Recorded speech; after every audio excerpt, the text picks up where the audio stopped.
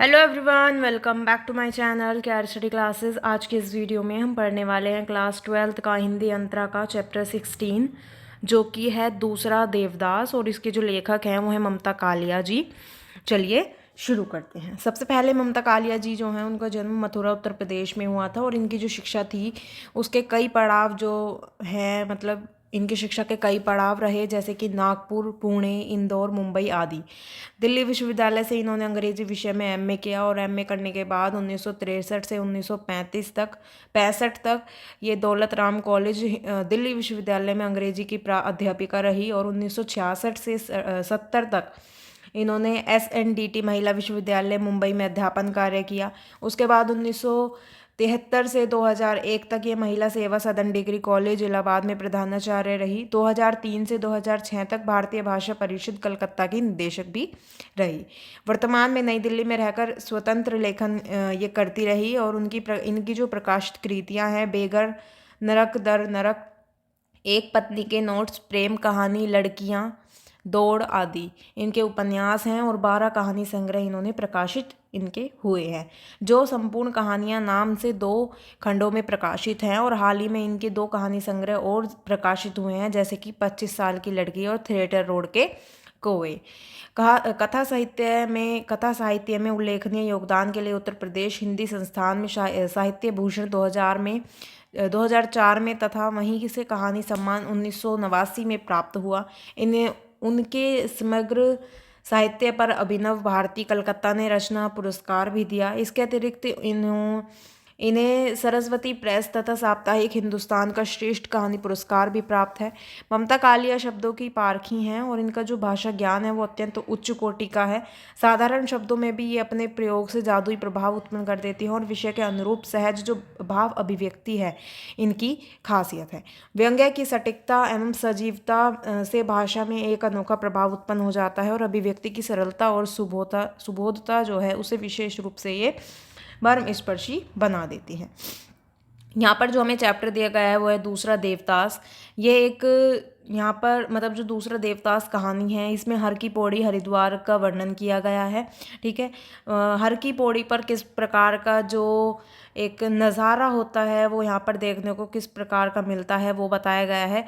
दूसरा देवदास कहानी में जो लेखिका हैं उन्होंने कुछ इस तरह की घटनाओं का संयोजन किया है कि जैसे अनजाने में प्रेम का प्रथम अंकुरण संभव, और पारो के हृदय में बड़ी अजीब परिस्थितियों जो है वो उत्पन्न होती हैं। ठीक है, यह प्रथम आकर्षण और जो परिस्थितियां हैं उनके गुफन ही उनके प्रेम को आधार और मजबूती प्रदान करता है। यहाँ पर अब हम आते हैं चैप्टर पर, दूसरा देवदास। यहाँ पर चैप्टर में बताया गया है कि मतलब जैसा कि भी मैंने आपको बताया कि यहाँ पर हर की पौड़ी हरिद्वार का वर्णन किया गया है। ठीक है, हर की पौड़ी पर सांझ जो होती है वो कुछ अलग ही वहाँ पर रंग होता है उस समय। वहाँ पर बहुत सारे दिया बाती जो है वो जलते हैं। ठीक है, उनसे एक बहुत ही सुंदर दृश्य वहाँ पर देखने को मिलता है। 5 बजे जो फूलों के दोने 1-1 रुपए के बिक रहे थे, अब इस वक्त वो 2-2 रुपए के हो जाते हैं। भक्तों को इससे कोई शिकायत नहीं है, लेकिन इनकी जो क्योंकि इनकी बड़ी बड़ी मनोकामना जो हैं वो लेकर जो भक्त हैं वो वहाँ पर आए हुए हैं, 1-2 रुपए का मुंह थोड़े ही ना वो देखेंगे। यहाँ पर जो गंगा सभा है उसके स्वयं सेवक खाकी वर्दी में मुस्तैदी से घूम रहे हैं। वे सबको सीढ़ियों पर बैठने की जो प्रार्थना है वो कर रहे हैं। वो कह रहे हैं कि शांत होकर बैठिए क्योंकि आरती शुरू होने वाली है। कुछ भक्त जो है उन्होंने स्पेशल आरती बोल रखी है। स्पेशल आरती यानी कि 101 या 151 रुपये वाली। गंगा तट पर हर छोटे बड़े मंदिर पर लिखा है गंगा जी का प्राचीन मंदिर। यहाँ पर बहुत सारे जो मतलब सबने जो गंगा की जो मूर्ति हैं उसके साथ साथ चामुंडा, बालकृष्ण, राधा कृष्ण, हनुमान, सीताराम की मूर्तियों की श्रृंगारपूर्ण स्थापना है। जो भी आपका आराध्य हो उसे चुन लें, और बस उन्होंने तट पर लगे कुंडों से बंधी जंजीरें पकड़ रखी हैं। पास ही कोई ना कोई पंडा जजमानों के कपड़ों और जो लत्ते हैं उनकी सुरक्षा कर रहा है। हर एक के पास चंदन सिंदूर की कटोरी है। मर्दों के जो माथे हैं उन पर चंदन तिलक, और औरतों के जो माथे हैं उन पर सिंदूर का टीका लगा देते हैं जो वहाँ के पंडित वगैरह होते हैं। ठीक है, और कहीं कोई दादी बाबा पहला पोता होने की खुशी में आरती करवा रहे हैं, कहीं कोई नई बहू आने की खुशी में। अभी पूरा अंधेरा नहीं गिरा है, जो गोधूली है वो बेला है। और उसके बाद यहाँ पर बताया गया है कि जो पहले पुजारी हैं उनके जो मतलब उनके जो गले हैं उनसे संवेद स्वर उठता है, जय गंगे माता, जो कोई तुझको ध्याता, सारे सुख पाता, जय गंगे माता। घंटे घड़ियाल बजते हैं, मनोतियों के दिए लिए हुए फूलों की जो छोटी छोटी कश्तियां हैं वो गंगा की लहरों पर इठलाती हुई आगे बढ़ती हैं। गोताखोर जो हैं वो दोने पकड़ते हैं, क्योंकि जो उनमें चढ़ावा रखा हुआ होता है वो उस पैसे को उठाकर अपना जो भरण पोषण है या जो मतलब उसी से उनकी कमाई होती है। ठीक है, एक औरत ने 21 दोने तैराए हैं और गंगा पुत्र जैसे ही एक दोने से पैसा उठाता है, औरत अगला दोना सरका देती है। गंगा पुत्र उन्हें इसलिए कहा गया है क्योंकि वो गंगा की शरण में रहकर जो गंगा है उससे ही उनका जो भरण पोषण है या पालन पोषण है या उनका जो घर चलता है वो गंगा जी की वजह से चलता है, तो इसीलिए वो उन्हें गंगा पुत्र कहा गया है। ठीक है, वहाँ पर कुछ जो लोग हैं वहाँ पर खड़े हुए उन्हें देख रहे हैं तो वो हंसने लगते हैं। जो गंगा पुत्र है वो हतप्रभ नहीं होता है और वह झट गंगा जी में बैठ जाता है। गंगा मैया ही उसकी जीविका और जीवन है। ठीक है, और इसके रहते हुए 20 चक्कर मुंह भर रोजगारी बटोरता है और उसकी जो बीवी और बहन है वो कुशा घाट पर रेजगारी बेचकर नोट कमाती है। 1 रुपये के 25 पैसे और 85 पैसे और कभी कभी 80 भी दे देती हैं। जैसा दिन हो ऐसे वो अपने हिसाब से पैसे करते हैं। पुजारियों का जो स्वर है वो थकने लगता है तो लता मंगेशकर की सुरीली आवाज़ में जो लाउड स्पीकर हैं उनमें आरती या भजन वगैरह चला दिए जाते हैं। ठीक है, ओम जय जगदीश हरे से हर की पौड़ी गूंज जाती है और औरतें जो हैं वो ज़्यादातर नहाकर वस्त्र नहीं बदलती, गीले कपड़ों में ही खड़े खड़े आरती में शामिल हो जाती हैं। वहाँ पर पीतल की जो पंच मंजिली नीला मंजिली गरम है वो हो गई है। ठीक है, और जो पुजारी हैं वो नीलांजलि को गंगा जल से स्पर्श कर हाथ में लिपटे अंगोछे को नामालूम ढंग से गीला कर लेते हैं। दूसरे यह दृश्य देखने पर मालूम होता है कि जो उनका संबोधन है वो गंगा जी के गर्भ तक पहुंचा रहा है। पानी पर सहस्त्र बाती वाले दीपकों की जो छवियां हैं वो झिलमिला रही हैं और पूरे वातावरण में एक अंगुरू चंदन की जो दिव्य सुगंध है वो वहाँ पर फैल गई है या हो गई है। वहाँ पर सभी जो हैं सब लोग बहुत ज़्यादा खुश हैं। जो पंडित जी हैं वो भी प्रसन्न होकर भगवान के गले से माला उतार कर यजमान के गले में डालते हैं और फिर जी खोल कर देते हैं प्रसाद। इतना ही कि अपना हिस्सा खाकर भी ढेर सारा जो प्रसाद है वो बचा रहता है। बांटने के लिए मुरमुरे, इलायची दाना, केले और पुष्प।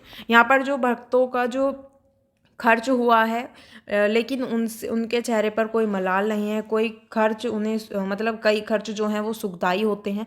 ठीक है, यानी कि बहुत से खर्च ऐसे होते हैं कि उन्हें करने से हमें सुख प्राप्त होता है या हमें खुशी होती है, हमें अच्छा लगता है।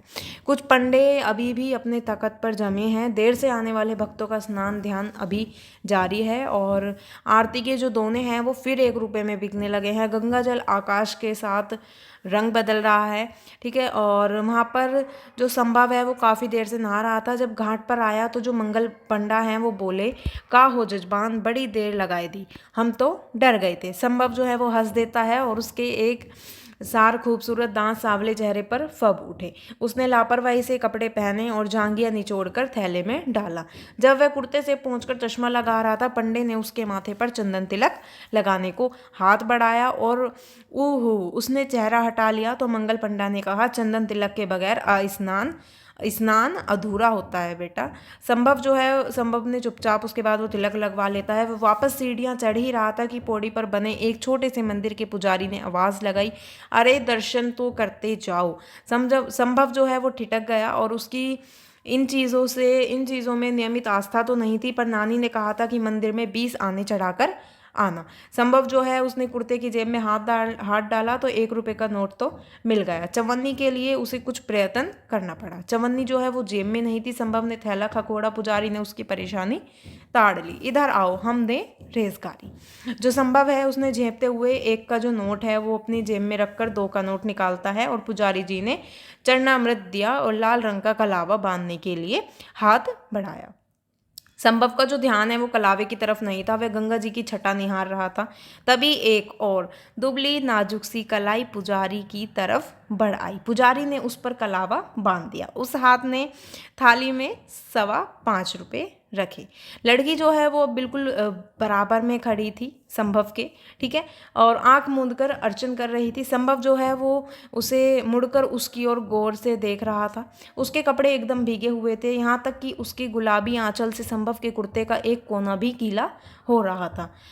लड़की के लंबे गीले बाल जो हैं वो पीठ पर काले चमकीले शॉल की तरह लग रहे थे, और दीपकों के नीम जो हैं वो उजाले में आकाश और जल की सांवली संधि बेला में लड़की बेहद सौम्य लगभग कांस्य प्रतिमा लग रही थी। लड़की ने कहा, पंडित जी आज तो आरती हो चुकी, क्या करें, हमें देर हो गई। पुजारी ने उत्साह से कहा कि इससे क्या, हम यहाँ कराए दें, का कराना है संकल्प, कल्याण मंत्र आरती जो कहो। नहीं, हम कल आरती की बेला पर आएंगे, लड़की कहती है। ठीक है, संभव जो है वो इंतज़ार में खड़ा था कि पुजारी उसे 75 पैसे लौटाएं, लेकिन पुजारी जो है वो भूल चुका था। पुजारी ने लड़की के हम को युगल अर्थ में लिया कि उसके मुंह से अनायास आशीष निकली, सुखी रहो फूलो फलो, जब भी आओ साथ ही आना, गंगा मैया मनोरथ पूरी करे। यानी कि जो पंडित जी हैं, जो वो लड़की है वो हम कहती है कि हम कल आएंगे, हम वो अपने लिए ही कह रही है, लेकिन जो पंडित जी हैं वो सोचते हैं कि जो संभव है और वो लड़की है वो एक साथ हैं, तो वो उन्हें आशीर्वाद देते हैं। जो लड़के और लड़के हैं वो दोनों अकबका गए, और लड़की जो है छिटक कर दूर खड़ी हो गई। लड़के को तुरंत वहाँ से चल पड़ने की जल्दी हो गई। उसके बाद शायद उनकी जो चप्पलें हैं वो एक ही रखवाले के यहाँ रखी हुई थी। टोकन देकर चप्पलें लेते समय दोनों की निगाहें जो हैं वो एक बार फिर से टकरा जाती हैं, और जो उनके आंखों का चकाचौंध है वो अभी तक मिटा नहीं था।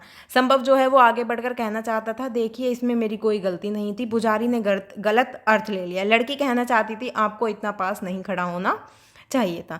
लड़की जो है वो अपना होंठ दांतों में दबाकर छोड़ दिया, और भूल तो उसी की थी, बाद में तो वही आई थी। अंधेरे से घबराकर कहाँ कितनी पास खड़ी थी उसे कुछ खबर नहीं थी, लेकिन बातचीत के लायक दोनों की मन स्थिति नहीं थी, यानी कि दोनों बातें नहीं कर पाते हैं, ठीक है, पहचान भी नहीं हो पाती है। दोनों ने नजरें बचाते हुए चप्पलें पहनी, और लड़की घबराहट में ठीक से चप्पल भी नहीं पहन पाई, थोड़ी सी अंगूठे में अटकाकर ही आगे बढ़ गई। संभव ने आगे लपक कर देखना चाहा कि लड़की किस तरफ गई।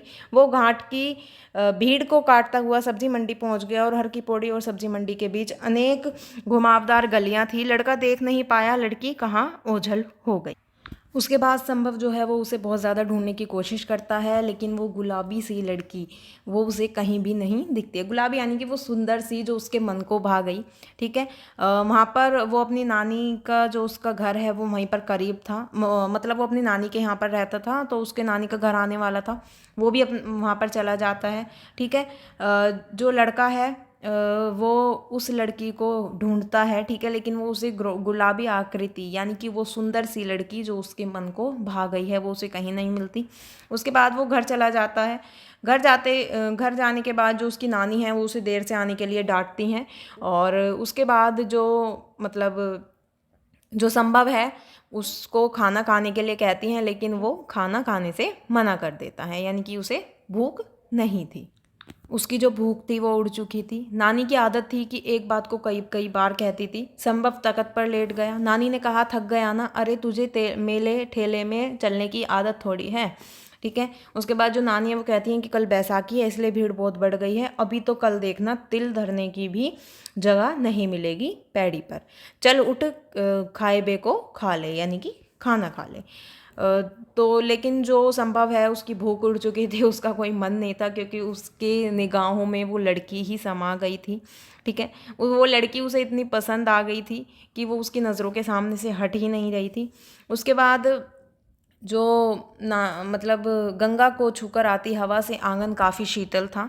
जो उनका आंगन था वो बहुत ज़्यादा ठंडी हवाएं वहाँ पर चल रही थी। ऊपर से जो नानी है उन्होंने रोज़ की तरह शाम को चौक धो डाला था। नींद और जो स्वप्न है उसके बीच संभव की आँखों में घाट की पूरी बात उतर आई। लड़की का जो आंख मूंद कर अर्चना करना, माथे पर भीगे बालों की लट, कुर्ते को छूता उसका गुलाबी आंचल, और पुजारी से कहता उसका सौम्य स्वर, हम कल आएंगे। संभव की आंख जो है वो खुल गई। यह तो वह भूल ही गया था कि लड़की ने कल वहां आने का वचन दिया था। संभव आशा और उत्साह से उठ बैठा, और वो सोचने लगा कि कल वह फिर वहां पर जाएगा। नानी को झकझोरते हुए बोला, नानी नानी चलो खा लें, मुझे भूख लगी है। नानी की नींद झूले के समान थी, कभी गहरी कभी उथली।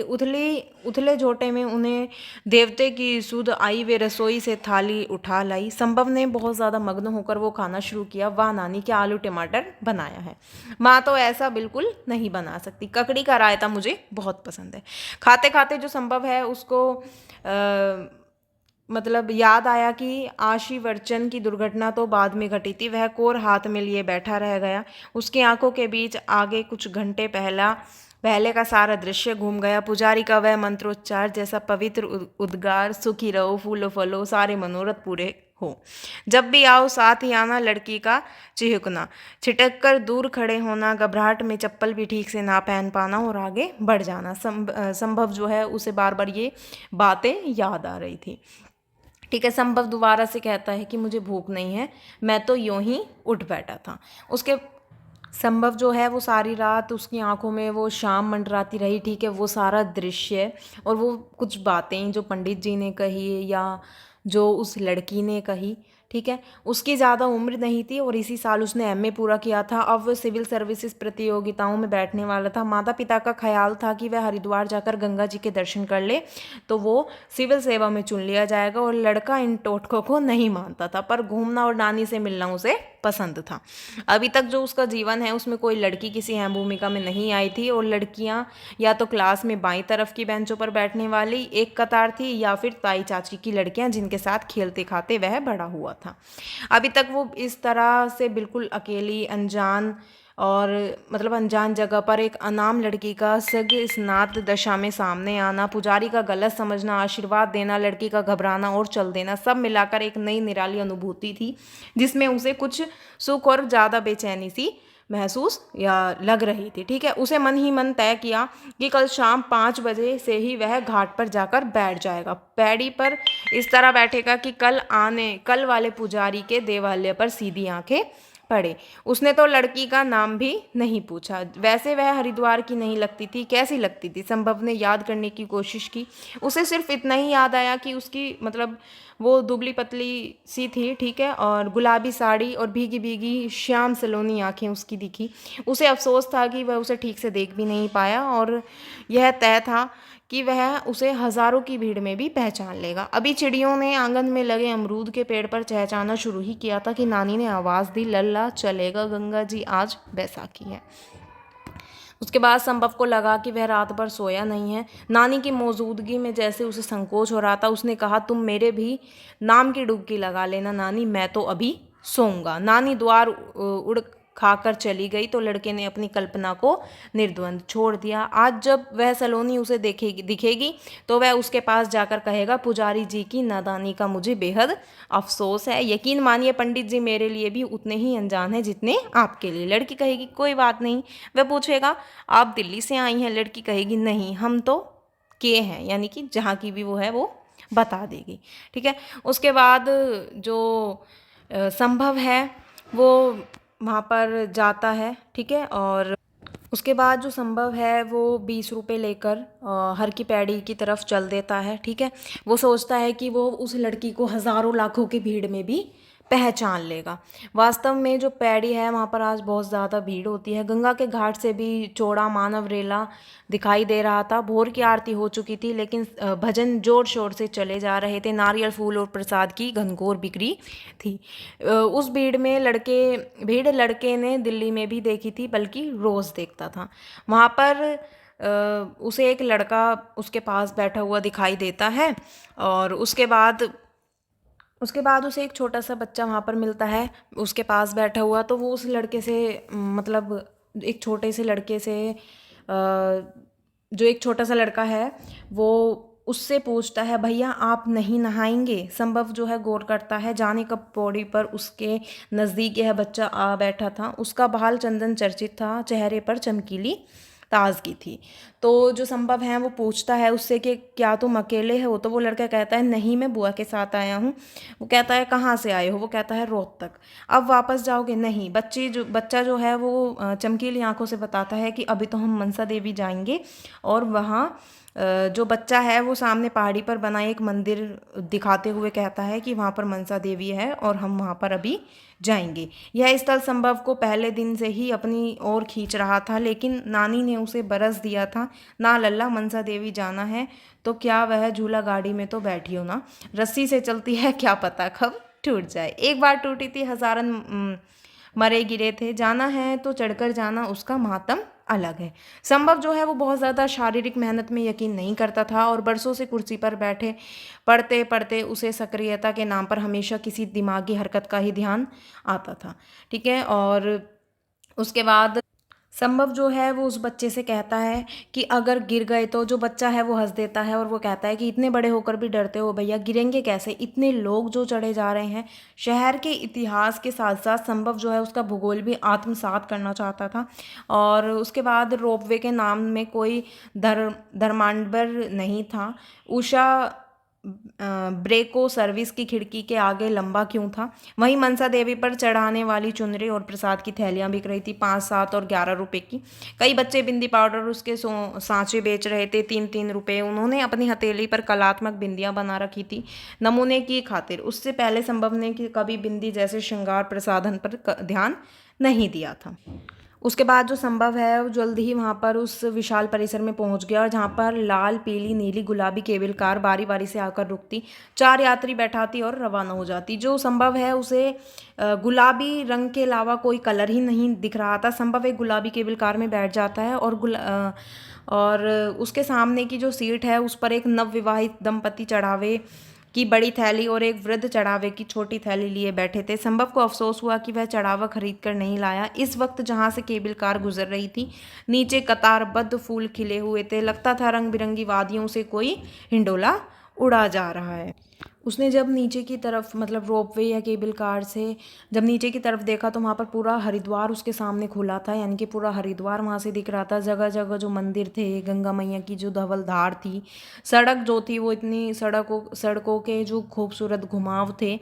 ठीक है। और वहाँ पर जो रास्ते थे उन पर जो लोग चढ़ रहे थे वो थके हुए थे। ठीक है। ऐसा सब कुछ उसने वहाँ पर देखा। बहुत जल्द ही जो उनकी केबल कार है वो मनसा देवी के द्वार पर पहुँच जाती है और यहाँ पर फिर चढ़ावा बेचने वाले बच्चे नजर आते हैं। संभव एक थैली खरीद लेता है और सीढ़ियाँ चढ़कर प्रांगण में पहुँच गया। नाम मनसा देवी का था पर वर्चस्व सभी देव देवताओं का मिला जुला था। वहाँ पर मतलब जो चामुंडा रूप धारिणी मनसा देवी स्थापित थी। व्यापार यहाँ भी था। मनोकामना के हेतु लाल पीले धागे 1.25 रुपये में बिक रहे थे। लोग पहले धागा बांधते, फिर देवी के आगे शीश नवाते। संभव ने भी पूरी श्रद्धा के साथ मनोकामना की, गांठ लगाई, सिर झुकाया, नैवेद्य चढ़ाया और वहाँ से बाहर आ गया। उसके बाद आंगन में रुद्राक्ष मालाओं की बहुत सारी अनेक गुमटियाँ थी, जहाँ 10 रुपये से लेकर 3000 तक की मालाओं पर लिखा था असली रुद्राक्ष। नकली साबित करने वाले को 500 रुपये इनाम। एक तरफ हलवाई गरम जलेबी, पूरी, कचौड़ी छान रहे थे। मेले का जो माहौल, मतलब वहाँ पर एक मेले का माहौल बना हुआ था। संभव जो है वो वापस केबल कार की कतार में लग गया। वापसी का रास्ता जो था वो ढलवा था, यानी कि नीचे की ओर था। कार और भी जल्दी नीचे पहुंच रही थी। ठीक है। इस बार संभव के साथ 3 समवयस्क लड़के बैठे हुए थे। वह केबल कार की ढलवा दौड़ देख रहा था कि यकायक 2 आश्चर्य एक साथ घटित हुए। एक बच्चा जो पौड़ी पर उसके करीब आकर बैठ गया और दूर पीली केबल कार में नजर आया। बच्चे की जो लाल कमीज है उसे अच्छी तरह याद थी, और हालांकि इतनी दूर से उसका चेहरा स्पष्ट नजर नहीं आ रहा था। बच्चे से सटी हुई जो दुबली पतली श्याम सलोनी आकृति बैठी थी, वह थी वही लड़की जो कल शाम उसे झुटपुटे में हर की पौड़ी पर उससे टकराई थी या उससे मिली थी। संभव जो है वो बेहद बेचैन हो गया। वह दाएं बाएं झुक झुक कर चहने की कोशिश करने लगा। उसका मन जो है वो पंछी की तरह उड़कर पीली केबल कार में पहुंच जाए, और बहुत जल्दी केबल कार वापस नीचे पहुंच गई। संभव ने आगे आगे जाते बच्चे को लपक कर कंधे से थाम लिया और बोला, कहो दोस्त। बच्चे ने अचकचाकर उसकी ओर देखा। अरे भैया, रुक कर बोला, हमने सोचा जब हमारा दोस्त नहीं डरता तो हो जाए एक ट्रिप। तभी आगे से एक महीन सी आवाज़ ने कहा, मन्नू घर नहीं चलना है? बालक मन्नू ने कहा, अभी आया बुआ। संभव ने अस्फुट स्वर से पूछा, ये तुम्हारी बुआ है? वो कहता है, और क्या? मन्नू ने साश्चर्य जवाब दिया। हमें नहीं मिलवाओगे? हम तो तुम्हारे दोस्त हैं। मन्नू वाकई उसका हाथ खींचता हुआ चल दिया। बुआ बुआ, इनसे मिलो, ये हैं हमारे नए दोस्त। उसके बाद वो एक प्रश्नवाचक नज़रों से संभव को उसने देखा। अपना नाम खुद बताइए। वह अपना बताता, इससे पहले उसी महीन मीठी आवाज़ ने कहा, ऐसे कैसे दोस्त हैं तुम्हारे, तुम्हें उनका नाम भी नहीं पता? अब संभव ने गौर किया, बिल्कुल वही कंठ, वही उल्हाना, वही अंदाज। पुलक से उसका रोम रोम हिल उठा। हे ईश्वर, उसने कब सोचा था मनोकामना का मौन उद्गार इतनी शीघ्र शुभ परिणाम दिखाएगा। लड़की ने आज गुलाबी परिधान नहीं पहना था, पर सफ़ेद साड़ी में लाज से गुलाबी होते हुए उसने मनसा देवी पर एक और चुनरी चढ़ाने का संकल्प लेते हुए मनोकामना की गांठ भी अद्भुत अनूठी है, इधर बांधो उधर लग जाती है। उसके बाद वो जो लड़का है वो कहता है, पारो बुआ, इनका नाम है। मन्नू ने जो बुआ का आंचल है उसे खींचते हुए कहा, संभव देवदास। संभव ने हंसते हुए एक वाक्य पूरा किया। उसे भी मनोकामना का जो पीला लाल धागा है और जो वहाँ पर गिठान का जो मधुर स्मरण है वो हुआ। ठीक है, और इस तरह से देवदास जो है वो एक एक उसके ऊपर एक फिल्म भी बन चुकी है। तो इस प्रकार से यहाँ पर बताया गया कि उस लड़के को, संभव को, वो लड़की पारो कितनी अच्छी लगी, और मतलब एक तरह से उसे उससे प्यार हो गया उसे देखते ही। ठीक है, और क्योंकि उसे उसकी ही बातें जो हैं वो ध्यान आ रही थी, उसे बार बार वही चीज़ें याद आ रही थी, और बस फिर वो बाद में जाकर मिल जाते हैं। और इसमें इतना ही बताया गया है, ये कुछ आगे बताया नहीं गया कि उनकी बात होती है या क्या होता है।